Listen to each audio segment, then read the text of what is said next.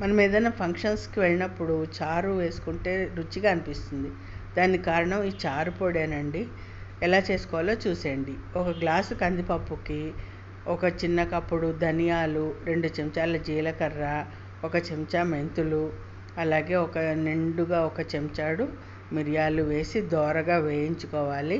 వేయించుకుని చల్లారిన తర్వాత ఒక చిటికెడు సాల్ట్ వేసి మిక్సీ పట్టేసుకోవాలి. ఆ తర్వాత మనం చారు పెట్టుకోవాలి. చారు కావాల్సిన పదార్థాలు చింతపండు, బెల్లము, పచ్చిమిర్చి, కరివేపాకు, టమాటా వేసేసుకొని కొంచెం పచ్చి ఇంగువ వేసేసుకొని మనం ఏదైతే వేయించుకున్నామో అది పొడి కొట్టేసుకుని అది కూడా ఒక చెంచాడు వేసేసుకుని పైనుంచి మెంతులు, ఆవాలు, జీలకర్ర, ఇంగువ వేసేసి ఒక చెంచాడు ఆయిల్ వేసి పోపు వేయించేసుకుని కలిపేసుకుంటే యమ్మీ చారు రెడీ అండి. మీకు నచ్చినట్టయితే లైక్ చేయండి. Thank you.